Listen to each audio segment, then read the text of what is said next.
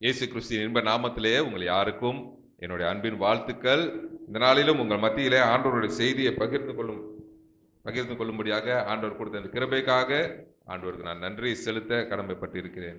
நம்ம சத்தியத்துக்குள்ள போகும் முன்பாக ஆண்டவரை நோக்கி ஜெபம் செய்வோமா? ஒரு விசை கண் நோக்கி பார்ப்போம். அன்பின் பரலோக பிதாவே, அப்பா, இந்த நாளுக்காக உம்மை சோஸ்தரிக்கிறோம், உம்மை துதிக்கிறோம் ராஜா. ஆண்டவரே, இந்த நாளிலும் கர்த்தாவே, இந்த நேரத்திலே நீர் எங்களோடு இருக்கிறீர். உம்முடைய சன்னிதானத்திற்கு எங்களை அழைத்து வந்து சேர்த்திருக்கிறீர். உமக்கு நன்றி ஐயா. ஆண்டவரே, இந்த நாள் வரை எங்களை கண்ணின் மணியைப் போல நீர் காத்து வழி நடத்தி, ஆண்டவரே, இந்த நாளிலும் கர்த்தாவே உம்முடைய கிருபையினாலே எங்களை உம்முடைய ஆராதிக்கும்படியாக நீர் கிருபை செய்ததுக்காக உம்மை சோஸ்தரிக்கிறோம். உமக்கு நன்றி செலுத்துகிறோம். இந்த நாளிலும் கர்த்தாவே, இந்த வேதத்தை தியானிக்கத்தக்க அடியனுக்கு கொடுத்த இந்த ஸ்லாக்கியத்திற்காக உமக்கு கோடா கோடி நன்றி செலுத்துகிறோம். ஆண்டவரே, நீர் ஆண்டவரே உலகத்தின் முடிவு பரியந்தமும் சகல நாட்களிலும் எங்களோடு கூட இருக்கிறேன் என்று சொன்னீரே. இந்த வாக்கு தத்தத்தை நாங்கள் நிறைவேற்றி ஆண்டவரே, நீர் சொன்னதை ஆண்டவரே நாங்கள் கீழ்ப்படிந்து நடக்கிறவர்களாக காணப்பட கர்த்தாவே கிருபை செய்தருளும் ஐயா. இந்த வேளையிலும் கர்த்தாவே, இந்த சத்தியத்தை கேட்கிற ஒவ்வொருவரும் ஆண்டவரே இதை புரிந்து கொள்ள வேண்டும். ஆண்டவரே, உம்முடைய நாமத்தை அறிவிக்க வேண்டும் ஐயா. அதற்காகவே நீர் எங்களை அழைத்து எங்களை தெரிந்து கொண்டீர் ஆண்டவரே. இந்த வேளையில கர்த்தாவே, உம்முடைய சமூகத்தில் எங்களை தாழ்த்தி ஒப்புக் கொடுக்கிறோம். ஜெபத்தை கேட்டதுக்காக நன்றியோடு உம்மை ஸ்துதிக்கிறோம். இயேசு கிறிஸ்துவின் மாறாத நாமத்தில் நன்றியோடு ஜெபிக்கிறோம் எங்கள் நல்ல பிதாவே. ஆமேன், ஆமேன். ஓகே, ஒரு சிலருக்கு என்ன தெரியாது, கொஞ்சம் பேருக்கு என்னை நல்லா தெரிஞ்சவங்க இருக்கிறீங்க. ஸோ இந்த நாளில் உங்களை எல்லாம் பார்ப்பதில் மிகவும் சந்தோஷம். ஓகே, நம்ம சத்தியத்துக்குள்ளாக கடந்து செல்வோமா? ஓகே, வாசிக்கப்பட்ட வேத பாடம் மத்தேயு 28ஆம் அதிகாரம் வசனங்கள் 18 20 வரைக்கும் நம்ம வாசிக்க கேட்டோம். ஓகே, இந்த வசனமானது, இந்த வார்த்தை இயேசு கிறிஸ்து பரலோகத்துக்கு எடுத்து செல்லும் முன்னு கடைசியாக சொன்ன வார்த்தை, உலகத்தின் முடிவு பரியந்தமும் சகல நாட்களிலும் நான் உங்களோடு கூட இருக்கிறேன் என்று சொன்ன வார்த்தை. இந்த வார்த்தையில நம்ம அநேக தடவை இந்த பொசிஷன்ல இருந்து நம்ம பிரசங்கம் கேட்டிருக்கலாம், அநேக பிரசங்கம். ஏன்னா நார்மலி இவேஞ்சலிசம் மாதம் வரும் வருஷத்துக்கு ஒரு தடவை. ஸோ இந்த மாதத்தில் முக்கியமாக வலியுறுத்தி படுகிற ஒரு போர்ஷன், இது ஒரு பகுதி. ஸோ இந்த நாளிலும் அந்த வார்த்தையை நிமித்தமாக பேச ஆண்டவர் எனக்கு கிருபை செய்ததுக்காக ஆண்டவருக்கு தாமே என்னுடைய நன்றியை ஏறெடுத்துக் கொள்கிறேன். ஆக்சுவலி இது ஒரு நாட் ஜஸ்ட் வேர்ட், ஒரு வார்த்தை இல்லை, இது ஆண்டவருடைய கட்டளை. இயேசு கிறிஸ்து பரலோகத்துக்கு எடுத்து செல்லும் முன்பாக கடைசியா அவர் சொல்ற கட்டளையாக இருக்கிறது. நம்ம நார்மலி நம்ம கட்டளைன்னு சொன்னோமா, பழைய ஏற்பாடுல பார்த்தோமா அநேக கட்டளைகள் ஆண்டவர் கொடுத்திருக்காரு. எஸ்பெஷலி கட்டளைன்னு சொன்னோமா நமக்கு நினைவுக்கு வருவது என்னது? 10 commandments, 10 கட்டளை.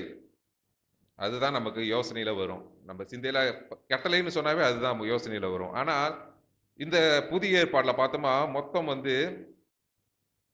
282 கட்டளைகள் கொடுக்கப்பட்டிருக்கிறது.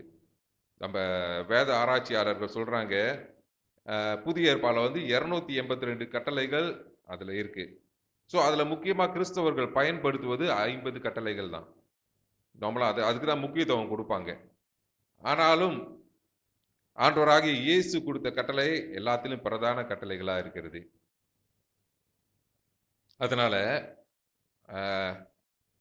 முதலாம் கட்டளைன்னு சொன்னா நம்ம பைபிள்ல இயேசு கிறிஸ்து கொடுத்தது என்னதுவா இருக்கும்னு நினைக்கிறீங்க?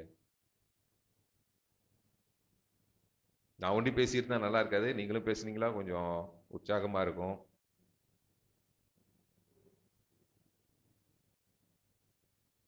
முதல் கட்டளை என்னவா இருக்கும்னு நினைக்கிறீங்க? யாராச்சும் தெரிஞ்சவங்க சொல்றீங்களா? தப்பா இருந்தா பரவாயில்ல.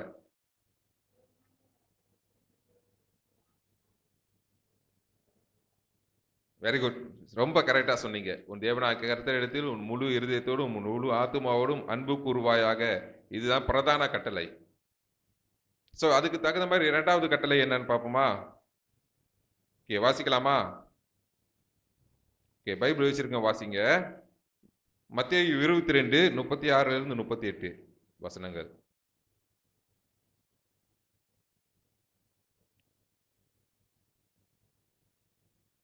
யாராச்சும் பைபிளை வச்சிருக்கீங்க? சத்தமா வாசிச்சிங்களா நல்லா இருக்கும்.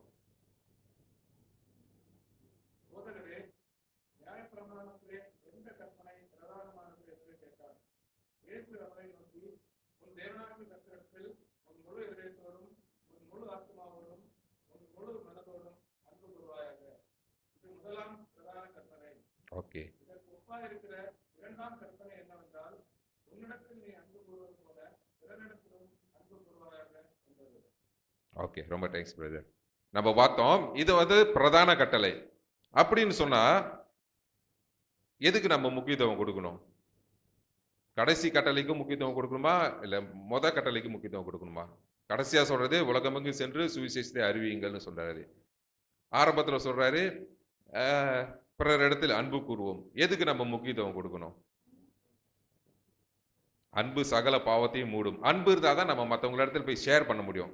இப்போ நம்ம இடத்துல அன்பு இல்லைன்னா அவங்க கிடக்குறாங்க அப்படின்னு சொல்லிட்டு நம்ம பாட்டு போவோம். எது அடிபட்டு கிடந்தாலும் சரி, இல்லை அவங்க நடந்து போயிட்டு இருக்காங்க, நம்ம காரில் போயிருக்கோம், மழை பெஞ்சிருக்கு, ஒரு உதவி செய்யன்ற எண்ணமும் வராது நமக்கு. அதே நமக்கு அன்பு இருந்தால் தான், ஐயோ பாவமே பிள்ளையை தூக்கிட்டு போகிறாங்களே அப்படின்னு சொல்லி இறக்கப்பட்டு நம்ம அவங்களுக்கு உதவி செய்வோம். அதுதான் சுவிசேஷம். ஸோ முதலாம் பிரதான கட்டளையை நம்ம முதலாவது ஏற்றுக்கொண்ட பிற்பாடு தான் அடுத்த பிற கட்டளைகளுக்கு நம்ம கடந்து செல்ல முடியும். ஸோ அது பிரகாரமாக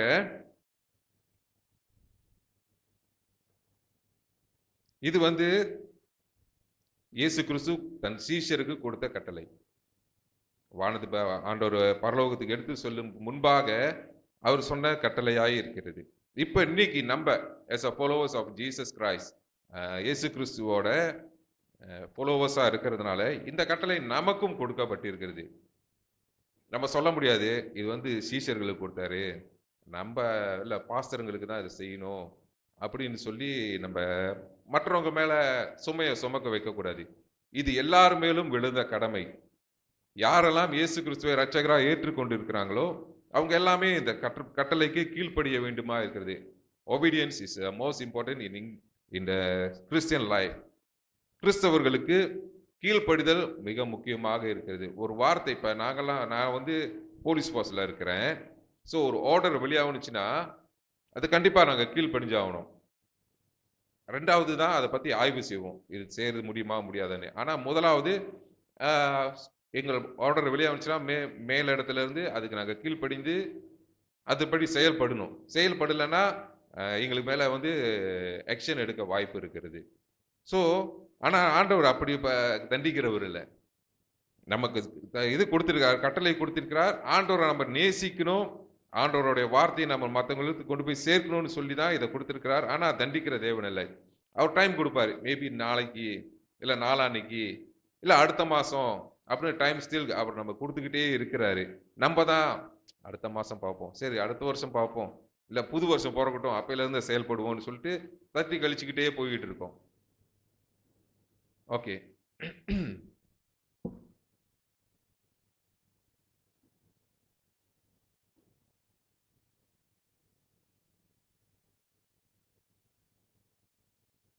ஸோ இன்னொரு சினிமா படத்தெல்லாம் நம்ம பார்த்துருப்போம்.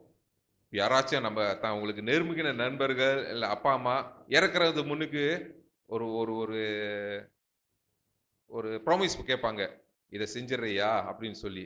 யாரெல்லாம் பார்த்துருக்கீங்க? நம்ம பார்த்துருப்போம் கண்டிப்பாக, சினிமா படங்களில் இல்லை வாழ்க்கையில் கூட நடந்திருக்கும். ஒருத்தர் இறக்குறது போகிறதுக்கு முன்னாக, என் மகளை நீ கல்யாணம் பண்ணிக்கோ, என் மகளை நீ பத்திரமா பார்த்துக்கோ, இல்லை இந்த மாதிரி நடந்திருக்கு, ஸோ இந்த குடும்பத்தை ஒன்று சேர்த்து வை அப்படின்னு சொல்லி நிறையா படங்களில் நம்ம பார்த்துருக்கோம். ஸோ அந்த மாதிரி நமக்கு நெருங்கினவர்கள் சொல்கிறப்ப நம்ம என்ன பண்ணுவோம்?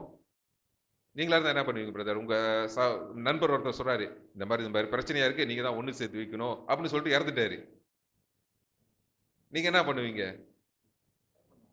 ஸோ அதுக்கு நம்ம எப்படியாவது முயற்சி செய்வோம்.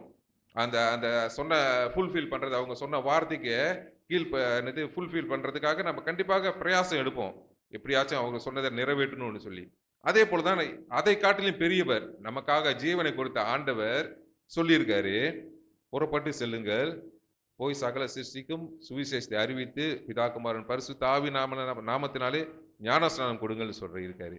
அதுக்கு பிற்பாடு எடுத்துக்கொள்ளப்பட்டார். அதுக்கு பிற்பாடு அவர் பூமிக்கு வரல, அடுத்தது 2ஆம் வருகைக்குள்ள தான் வருவ போகிறாரு. ஸோ அதுக்காக நம்ம எவ்வளோ பிரயாசப்படணும், எவ்வளோ அக்கறை செலுத்தணும், எவ்வளோ கீழ்ப்படியணும் அவரோட வார்த்தைக்கு. இன்னைக்கு நம்ம அதை அலட்சியமா எடுக்க முடியுமா? அவரு சொல்லிட்டு போயிட்டாரு, ஆனா செய்யறது யாரு அப்படின்னு சொல்லிட்டு இருக்க முடியுமா? சொல்லுங்க நீங்களே. இது எல்லார் மேலும் விழுந்த கட்டளை, கடமை. ஸோ நம்ம என்ன பண்ணுவோம்? ஆண்டவரோட முடிந்த அளவுக்கு நம்மளால எல்லாருமே முடியும்னு சொல்ல முடியாது. பட் நம்ம முயற்சி எடுத்தாதான், ஒரு அடி எடுத்து வச்சா தான் நெக்ஸ்ட் ஸ்டெப் எடுத்து வைக்க முடியும். ஸோ இந்த நாளில் ஒரு முடிவு எடுப்போம். ஆண்டவர் நமக்காக ரத்தம் சிந்தி எல்லாரையும் நம்மளை ரட்சிக்கிறார். ஆனா மற்றவங்க ரட்சிக்கப்படலைன்னா அது எவ்வளவு பெரிய ஏமாற்றம், எவ்வளவு ஒரு தவறான காரியம். நாம் பெற்ற இன்பம் பெருகுக இவ்வையகம் அப்படின்னு சொல்லி தமிழ்ல படிச்சிருப்போம். ஸோ இந்த நாளிலும் நம்ம ஒரு முடிவு எடுப்போம். ஆண்டவர் தாமே நம்மளுடைய நோக்கத்தையும் நம்மளுடைய மன விருப்பத்தையும் நம்ம வாஞ்சையையும் நிறைவேற்றுவார் என்று ஆண்டவர் மேல் நம்பிக்கை வைத்து நம்ம செயல்படுவோம்.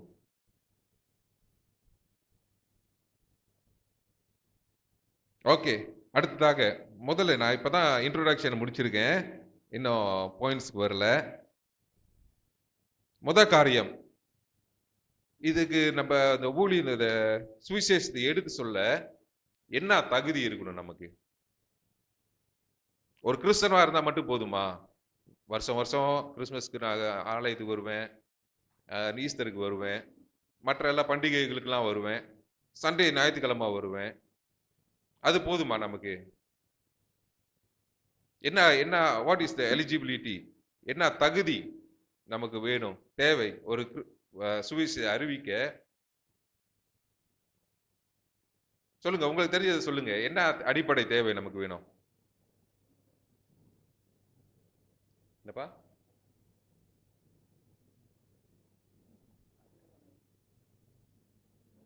ஓ, பைபிள் நாலேஜ். Yes, correct. சரி, முதலாவது இவேஞ்சலிசம், சுவிசேஷம்னா என்ன அர்த்தம்னு நமக்கு தெரிஞ்சுக்க வேணும். ஃபார் எக்ஸாம்பிள், இப்போ நம்ம ஒரு பொருளை வியாபாரம் செய்கிறோம், டைரக்ட் செல்லிங் செய்கிறோம்னு வச்சுக்கோங்களேன். இல்லை ஒரு காடி வியாபாரம் செய்கிறோம், சேல்ஸ்மேனாக இருக்கும். ஸோ நம்ம முதலாவது என்ன தெரிஞ்சுக்கணும்? அந்த காடியை பற்றி நம்ம முதலாவது படிச்சுக்கணும். இந்த காடி எங்கே செய்யப்பட்டது, எங்கே மேனுஃபேக்சரிங் ஃப்ரம், எந்த நாட்டில் உள்ளது, மலேசியாவா, இது மேனுவலா ஆட்டோமேட்டிக்கா, எவ்வளோ தூரத்துக்கு போகணும் அப்படின்னு சொல்லிட்டு அதை பற்றி நம்ம ஏறக்குறைய கொஞ்சமாச்சும் நம்ம தெரிஞ்சுக்கணும். அப்போ தான் நம்ம மற்றவங்ககிட்ட வந்து கேட்குறப்ப நம்ம என்ன சொல்ல முடியும்? இந்த காடி இப்படிப்பட்டது, இவ்வளோ மைல்ஸ் ஓடும் அப்படின்னு சொல்லிட்டு நம்ம விவரித்து சொல்ல முடியும். ஒன்றும் தெரியாமல் போயிட்டு ஒருத்தவங்க கேட்குறாங்க, இந்த காடி எங்கே செய்யப்பட்டதுன்னு சொல்லி கேட்குறாங்க, தெரியல. இல்லை எவ்வளோ தூரம் போகும் சார் மைலேஜ் அப்படின்னு கேட்டோமா, தெரில, எனக்கு அவ்வளோ தெரியல அப்படின்னு சொன்னோமா, யாராச்சும் நம்மக்கிட்ட வாங்குவாங்களா? யாராச்சும் நம்ம சொல்ல கேட்பாங்களா? போடா நீயும் உன் காடியும் சொல்லிட்டு போயிட்டே போயிருப்பாங்க. ஆனால் நம்ம என்ன பண்ணணும்னா, முதலாவது நம்ம என்ன பண்ண வேண்டும்? நம்மளோட விற்பனைக்கு வந்த பொருளை, அல்ல அந்த இன்ட்ரோடியூஸ் பண்ண போகிற பொருளை பற்றி முற்றிலுமாய் நம்ம கற்றுக்கொள்ள வேண்டும். அப்பதான் நம்ம அதை பற்றி நம்ம மற்றவர்களுக்கு எடுத்து சொல்ல முடியும். அதே போல சுவிசேஷம் என்றால் என்ன என்று நமக்கு தெரிய வேணும். சுவிசேஷத்தை பற்றி ஒன்றும் தெரியலன்னா நம்ம மற்றவங்கள்ட்ட போய் சொல்ல முடியாது. ஸோ சுவிசேஷம் என்றால் என்ன? சொல்லுங்க, எல்லாம் பயங்கரமா என்னை அடிக்கிற மாதிரி பார்க்குறீங்க. சொல்லுங்க, சுவிசேஷம் என்றால் என்ன? ஓகே, சுவிசேஷம் என்றால் குட் நியூஸ், நற்செய்தி, நல்ல செய்தி. நல்ல செய்தின்னு என்ன? அது எது நல்ல செய்தி? ஸோ நம்ம வாசிப்போமா? லூக்கா 2ஆம் அதிகாரம் வசனம் 10-11.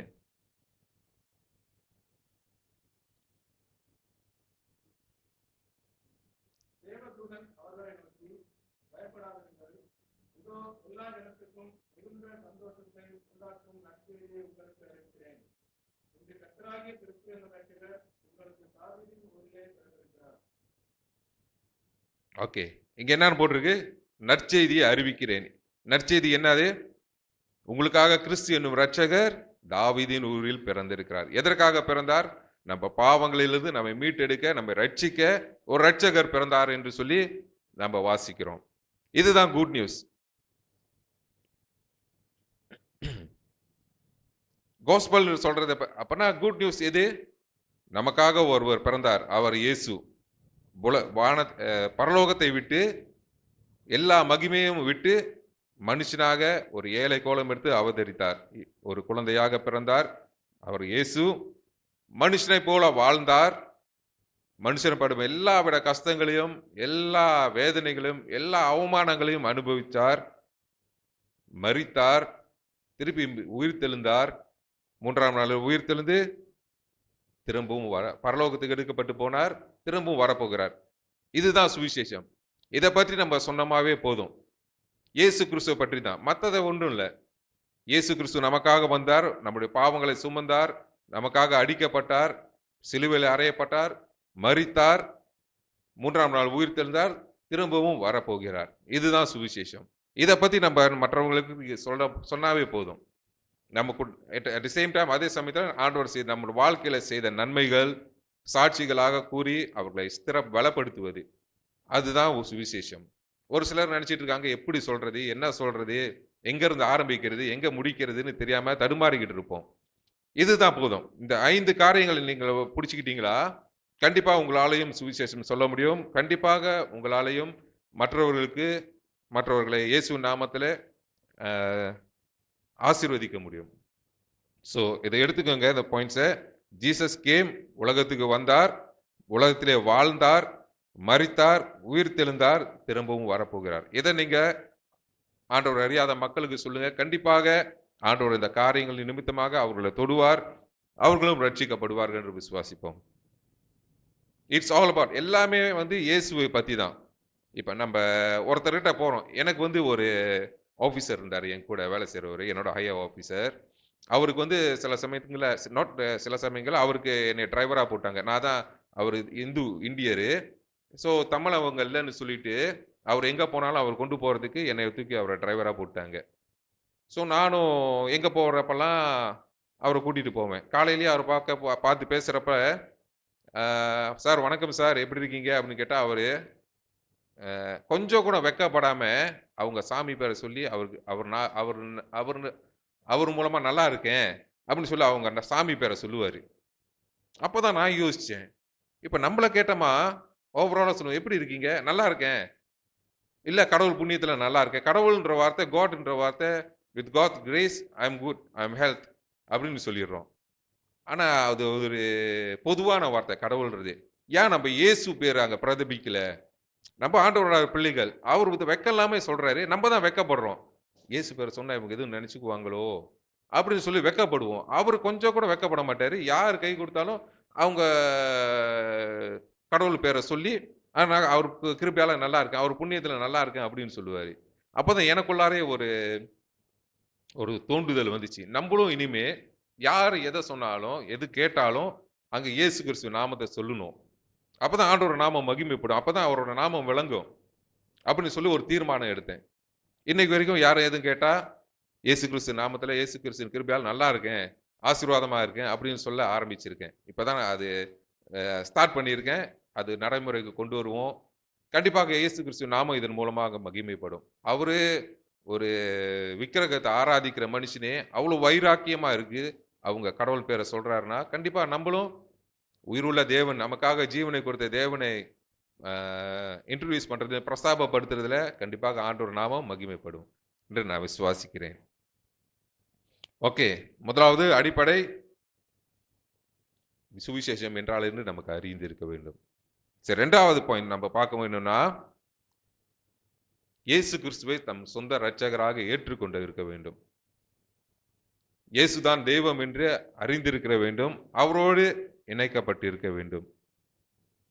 இயேசுதான் மெய்யான தேவன், அவரை அல்லாமல் வேற வழி இல்லை என்று நம்ம அறிஞ்சு நம்பிக்கையோடு அவரோடு பயணிக்க வேண்டும். வாசிப்போம், ரோமர் 10ஆம் அதிகாரம் வசனம் 9-10.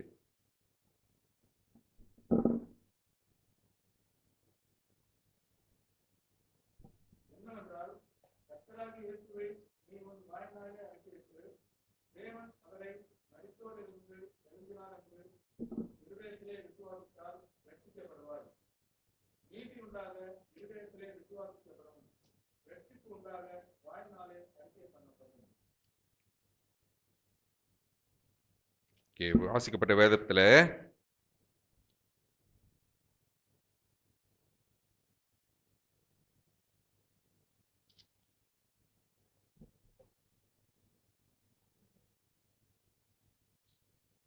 கர்த்தராகிய இயேசுவை உன் வாயினாலே அறிக்கையிட்டு தேவன் அவரை மரித்தோரிலிருந்து எழும்ப பண்ணினார் என்று உன் இருதயத்தில் விசுவாசித்தால் ரட்சிக்கப்படுவாய். ரட்சிக்கப்படுவதற்கு என்ன வேணும்? கண்டிப்பா விசுவாசம் இல்லாமல், விசுவாசம் இல்லாத காரியம் செத்து போன காரியம்னு நம்ம வேதத்துல வாசிக்கிறோம். ஆண்டவராகிய இயேசு கிறிஸ்துவை நம்ம மூலம் விசுவாசிக்கணும். அப்பதான் மத்தவங்க கிட்ட நம்ம சொல்ல முடியும், ஆண்டவர் எனக்கு இதை செய்தார், ஆண்டவர் எனக்கு சுகப்படுத்தினார், எனக்கு இந்த இதை கொடுத்தார், நான் வேண்டிக் கொண்டேன், ஆண்டவர் எனக்கு இந்த காரியத்தை செய்து கொடுத்தாருன்னு சொல்லி விசுவாசத்துல நம்ம முற்றிலுமாய் இருக்க வேண்டும். ஆபிரகாமை பார்த்தோம், விசுவாசத்தின் தந்தை என்று பெயர் எடுத்தார்.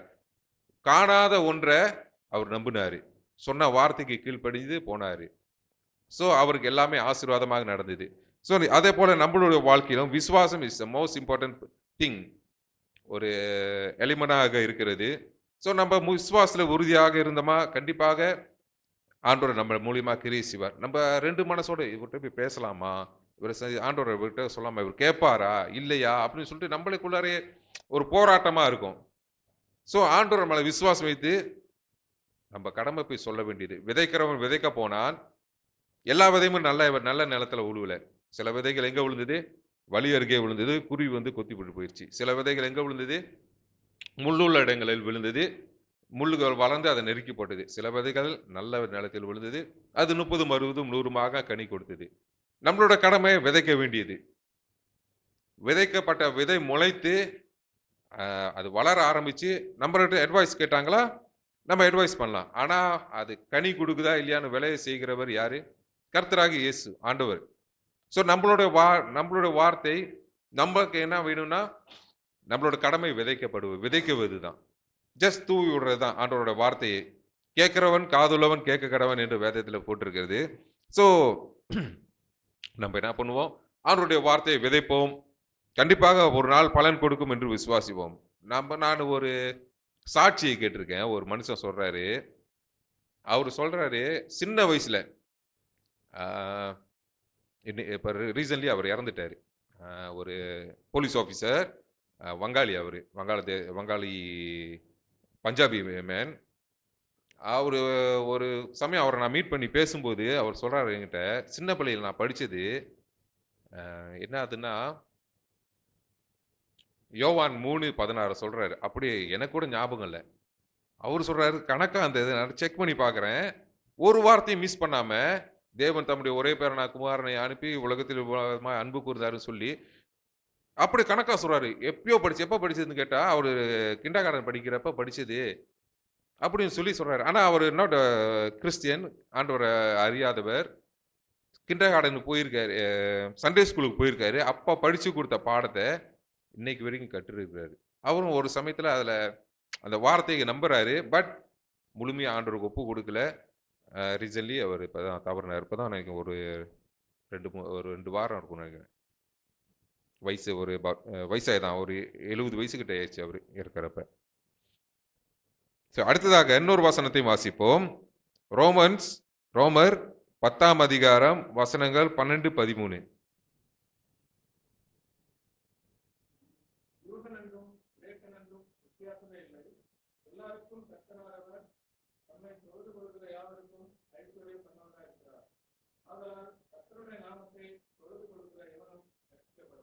ஸோ நம்ம நினச்சிக்கிட்டு இருக்கோம், நம்ம கூட்டி தான் ஆண்டவர் கர்த்தராக இருக்கிறாருன்னு சொல்லி ஒரு சிலர் அந்த தாட்லேயே இருக்காங்க. ஆண்டவர் நமக்கு மட்டும்தான் ஆண்டவர், மற்றவங்களுக்கு இல்லை. இப்போ எருசலேம் இஸ்ரேல் மக்கள் சொல்லுகிறது போல அவங்களுக்கு தான் அவர் பொதுவான ஆண்டவர், மற்றவங்களாம் அந்நியர்கள் என்று சொல்றாங்க. ஆனா நம்ம அந்த மாதிரி சிந்தனைகள் இருக்காதபடிக்கு அவரை ஏற்றுக்கொண்டவர்கள் யாவரும் தேவனுடைய பிள்ளைகள் ஆகும்படி அவர் நமக்கு சித்தம் செய்திருக்கிறார். அதனால நம்ம கொஞ்சம் கூட தயக்கம் வேண்டாம், கொஞ்சம் கூட பயப்பட வேண்டாம். அவர் நம்முடைய இரட்சகராக நம்ம ஏற்றுக்கொண்டது உடனே அவர் நம்முடைய தகப்பனாகவும் நம்முடைய கடவுளாகவும் இருக்கிறார். அதற்காகவே நம்ம என்ன பண்ணலாம், இது நிமித்தமாகவே நம்ம ஆண்டவரை ஏற்றுக்கொண்டு மற்றவர்களுக்கு நம்ம அவரை இன்ட்ரோடியூஸ் பண்ணி விடுறதுக்கு வாய்ப்பு இருக்கிறது.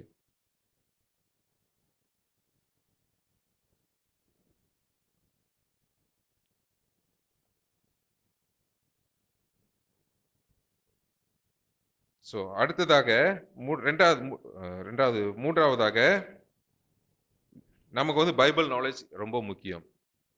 எதற்காக பைபிள் நாலேஜ் முக்கியம்? நமக்கு தான் தெரியுமே, இயேசு தான் ஆண்டவர், இயேசு தான் கர்த்தர், எனக்காக வந்தார், எனக்காக பிறந்தார், எனக்காக வாழ்ந்தார், எனக்காக மரித்தார், எனக்காக மீண்டும் வருவார்னு சொல்லி நம்ம தெரிஞ்சுக்கிட்டோம். அப்போ பைபிள் நாலேஜ் என்னத்துக்காக? பைபிள் நாலேஜ் முக்கியங்களா? அநேகர் சொல்லுவோம், நம்ம எங்க சார் டைமே இல்லை, இருக்கிற டைமில் வேலைக்கு போயிட்டு வந்து வீட்டுக்கு வந்ததுமே டயர்டாயிருது, அதில் எங்கே என்ன பைபிளை படிக்கிறது, எங்கே வாசிக்கிறது, எங்கே தியானிக்கிறதுன்னு சொல்லிட்டு அநேகர் சொல்லுவாங்க. ஆனால் வேதத்தில் ஒரு வசனம் சொல்லுகிறது, கொஞ்சத்தில் உண்மை உள்ளவனாயிரு, அநேகத்தில் மேல் உன்னை அதிகாரியாக வைப்பேன்னு சொல்றாரு. கொடுக்கப்பட்ட கொஞ்ச நேரத்தில் ஆண்டவருக்கு நம்ம செலுத்துவோம், ஆண்டவரை நோக்கி பார்ப்போம். கண்டிப்பாக ஆண்டவர் நம்மளை அந்த போதுமான நேரத்தை நமக்கு தருவார். ஸோ முதலாவது மூன்றாவதாக பாயிண்ட்ஸ் வந்து அவனுடைய ஞானம், வேத ஞானம் is most important to us. Bible knowledge is most important. வாசிப்போம் 1 பேதுரு 5ஆம் அதிகாரம் 8வது வசனம். 1 பேதுரு 5ஆம் அதிகாரம் 8ஆம் வசனம்.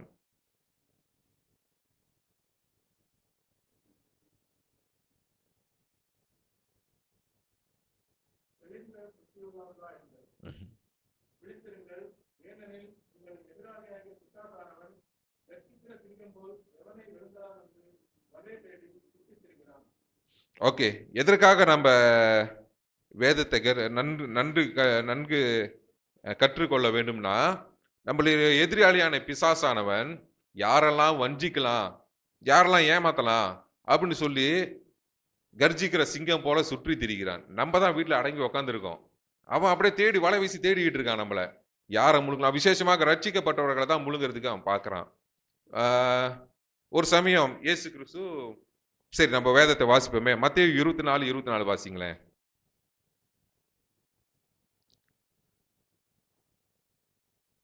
என்னடா ரொம்ப வசனம் கொடுக்குறானேன்னு நினைச்சுக்காதீங்க, ஆதாரத்தோட தான் நம்ம பேசணும். ஏனெனில் கள்ள கிறிஸ்துக்களும் கள்ள தீர்க்கதரிசிகளும் எழும்பி கூடுமானால் தெரிந்து கொள்ளப்பட்டவர்களையும் வஞ்சிக்கத்தக்கதாக பெரிய அடையாளங்களையும் அற்புதங்களையும் செய்வார்கள். ஓகே, அதே சமயம் லூக்கா 21:8. அடுத்தவர்கள் யாராச்சும் கொலோசியன் 2:4 எடுத்து வச்சுக்கோங்க. அதற்கு அவன், நீங்கள் வஞ்சிக்கப்படாதபடிக்கு எச்சரிக்கையாயிருங்கள். ஏனெனில் அநேகர் வந்து என் நாமத்தை தரித்துக் கொண்டு நான் தான் கிறிஸ்து என்றும் காலம் சமீபித்தது என்றும் சொல்லுவார்கள். அவர்களை பின்பற்றாதிருங்கள். Okay, Colossians 2:4.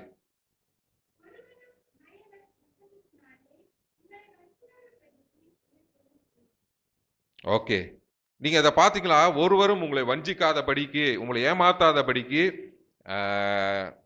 மத்தேயுல இயேசு சொல்றார், லூக்காவில் இயேசு சொல்றார், கொலோசியன்ல பவுல் சொல்றார். ஸோ எஸ் எ கிறிஸ்டியனா இருக்கிற நம்மளை ஏமாத்துறது, நம்மளை வஞ்சிக்கிறதுக்கு, அவருடைய நல்ல வார்த்தையினால, மயக்கிற வார்த்தையினாலே நம்மளை ஏமாத்தாதபடிக்கு Bible knowledge is most important. நமக்கு வந்து வேத ஞானம் முக்கியமாக இருக்கிறது. வேத அறிவு நமக்கு இல்லைன்னா கண்டிப்பாக நம்மளை ஏமாத்துறதுக்கு அநேக காரியங்கள். இப்போ நம்ம முன்னுக்கு வந்து பொய்யான அற்புதங்களை செய்வாங்க. மோசேயின் காலத்தில் பார்த்தோமா, பொய்யான அற்புதங்கள் நிறையா செய்யப்பட்டது. விசேஷமாக மோசே வந்து கோலை பாம்பாக்குனாரு. அதே சமயத்தில் மந்திரவாதிகளும் கோலை பாம்பாக்குனாங்க. ஆனால் அந்த பாம்புகளை மோசே அனுப்பின பாம்பு விழுங்கி விட்டது. ஸோ அதே போல இதே நம்மளுக்கு வேத அடிப்படை வசனம் தெரியலன்னா, நாலேஜ் இல்லைன்னா கண்டிப்பாக நம்மளும் ஏமாற்றப்படுவோம், வஞ்சிக்கப்பட்டுருவோம். இது ஏன் நான் சொல்றேன்னா, ஒரு சமயம் என் மனைவி வீட்டில் இருக்கிறப்ப, இது வந்து கொஞ்ச நாளுக்கு முன்னே நடந்த காரியம்.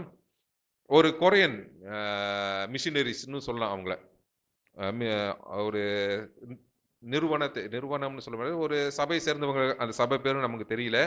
ஸோ வீடு வீடாக சென்று சுவிசேஷத்தை அறிவிச்சுட்டு வந்துட்டு இருந்தாங்க. அப்போ வீடு திறந்திருக்கிறத பார்த்துட்டு மனைவி கிட்ட வந்து பேசிட்டு இருக்காங்க, இந்த மாதிரி ஆண்டவராக இயேசு கிறிஸ்துவை அறிவிச்சு. அப்புறம் ஒரு வசனத்தை எடுத்து சொல்றாங்க, வெளிப்படுத்தல் விசேஷத்திலிருந்து, இந்த மாதிரி மணவாளன் மணவாட்டி அப்படின்னு சொல்லி பேசியிருக்காங்க. அப்ப என் ஒய்ஃப் கிட்ட சொன்னாங்க, அப்பனா இயேசு கிறிஸ்து வந்து மனைவி இருக்கு அப்படின்னு சொல்லி. அப்ப என் ஒய்ஃப் சொல்றாங்க, இது அதை குறிக்கல, மணவாட்டினா நம்ம தான் மணவாட்டி, அவர் வந்து மணவாளன், நம்ம மனவாட்டி அவருக்காக ஆயத்தமா இருக்கணும், அவர் மேல ஏக்கமா இருக்கணும், மணவாளன் மணவாட்டி மேல ஏக்கமா இருக்கிறது போல நம்மளும் அவர் மேல வாஞ்சியா இருக்கணும் அப்படின்னு சொல்லி வசனத்தை எடுத்து சொல்றாங்க. ஆனா அவங்க ஏத்துக்கொள்ள மாட்றாங்க. இல்ல, நீங்க சொல்றது தப்பு, அவருக்கு மனைவி இருக்கு, அவரு கல்யாணம் பண்ணிட்டாரு, அவரு அப்படி சொல்லி ஒரு பெரிய வாக்குவாதம் வந்துருச்சு. அதே என் மனைவிக்கு வந்து வேத ஞானம், வேத அறிவு இல்லாம இருந்திருந்தா, கண்டிப்பா அவங்க சொல்ற வார்த்தைக்கு அவங்க, ஓ இப்படி இருக்கலாமோ அப்படின்னு ஒரு கேள்வி வந்திருக்குமா இல்லையா? இப்ப நம்மளா இருந்தாலும், யாரா இருந்தாலும் அந்த கேள்வி வந்திருக்கும். கண்டிப்பாக இருக்கும் ஒரு சமயம் அப்படின்னு சொல்லிட்டு, ஆ நம்மள வந்து மைண்ட வந்து திசை திசை திருப்பியிருக்கலாம். ஆனா இவங்க உறுதியா பைபிள் படிச்சு, வசனத்தை நல்லா அறிஞ்சதுனால, அவங்கள ஏத்துக்கொள்ளாம விரட்டிட்டாங்க. விரட்டல, பரவால்ல நீங்க போங்க அப்படின்னு சொல்லிட்டு நல்லபடியா அனுப்பிட்டாங்க.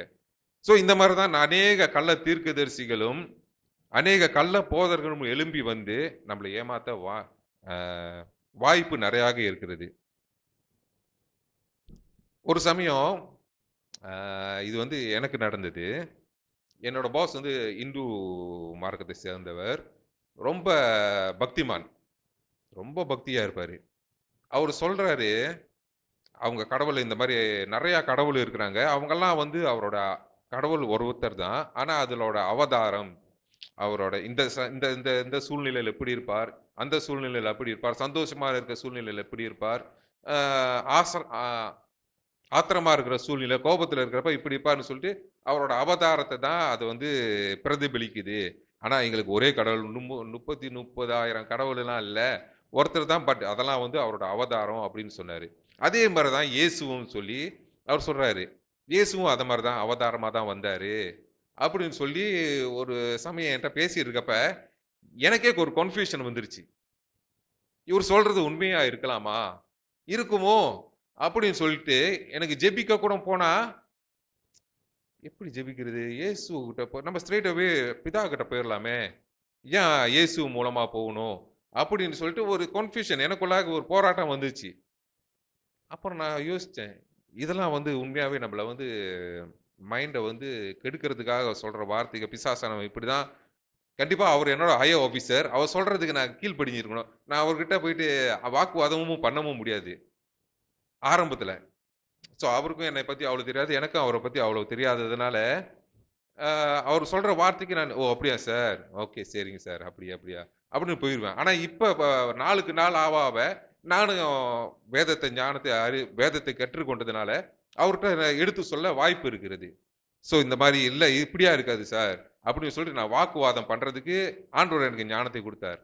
ஸோ அதுக்கு பிற்பாடு தான் நான் ஆண்டவரிடத்துல மன்னிப்பு கேட்டேன். "ஆண்டவரே, நீர் இல்லாமல் கண்டிப்பாக பிதாவிடத்தில் யாராலும் செல்ல முடியாது. நீர் தான் பிதா, குமாரன், பரிசுத்த ஆவியாக இருக்கிறீர். என்னை தயவாய் மன்னிச்சிடுங்க. அ இனி இந்த மாரி தப்பு நடக்காம நான் பார்த்துக்கிறேன். நீங்க இல்லாம நான் இல்ல. ஆண்டவரே, நீர் தான் எனக்கு எல்லாமா" என்று சொல்லி ஆண்டவருடைய பாதத்திலே ஒப்பு கொடுத்து ஜெபிச்சேன். இந்த நாளிலும் ஆண்டவர் எனக்கு நல்ல தெளிவான புத்தியை குடுத்திருக்கிறார். இயேசுவை அல்லாமல் வேறு தேவன் இல்லை என்று நானும் உணர்ந்து கொண்டேன். சரிங்களா? கடைசியாக, ஒரு மனுஷன் தேவ சித்தத்தை செய்ய வேணும்னா, இல்ல சுவிசேஷத்தை சொல்ல வேணும்னா, அந்த மனுஷன் மஸ்ட் பி அனாயிண்டட் மேன். ஆண்டவர் ஹோலி ஸ்பிரிட்டால பரிசுத்த ஆவியினால் அபிஷேகம் பண்ணப்பட்ட மனுஷனாக இருக்க வேண்டும். Let the holy spirit let him வழி நடத்துகிறவராக காணப்பட வேண்டும். ஃபார் எக்ஸாம்பிள், மத்தேயு 24:1 நம்ம வாசிப்போம்.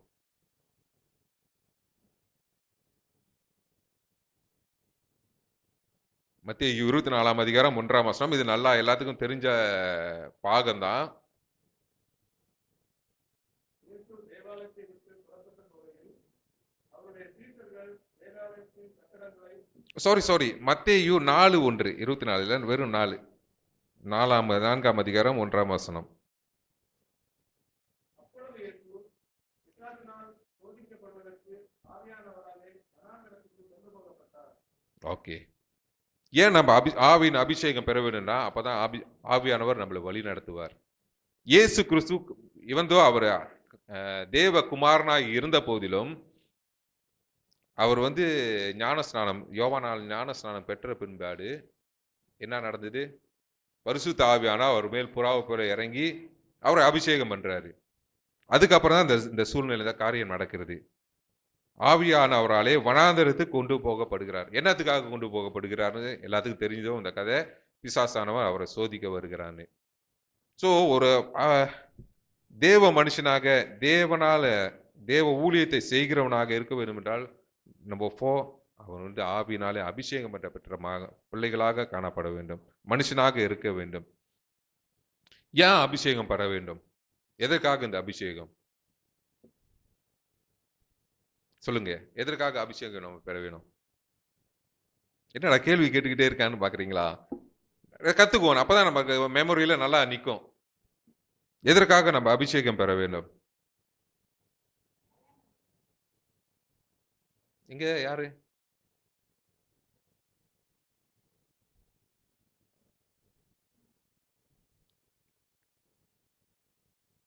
சரி, பிலிப்பை பத்தி நம்ம கேள்விப்பட்டிருப்போம், சரிங்களா? பிலிப்பு ஆண்டவருடைய சீஷர்களில் ஒருத்தர். அவரு ஒரு சமயம் ஒரு வனாந்தரத்தில் வழியா போயிட்டு இருக்கிறப்ப ஆண்டவர் அவரை சொல்றாரு, ஆவியானவர் சொல்றாரு, நீ இந்த மனுஷனோட போய் சேர்ந்துக்கோ, அவன் படிக்கிறது என்னதுன்னு அவனுக்கு தெரியல, நீ போய் அவனுக்கு விவரிச்சு சொல்லு, அதுக்கப்புறம் ஆமா ஆண்டவரை ஏற்றுக்கொள்வான்னு சொல்லி ஆவியானவர் அவன் பிலிப்பு கிட்ட சொல்றாரு. ஓகே, வாசிப்போமா? அப்போஸ்தலர் 8ஆம் அதிகாரம்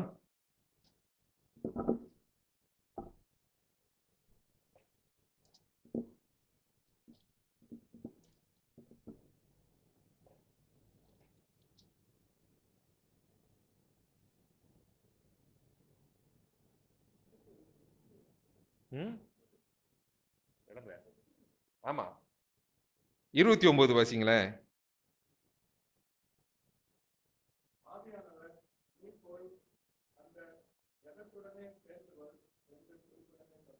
ஓகே, அப்புறம் 30.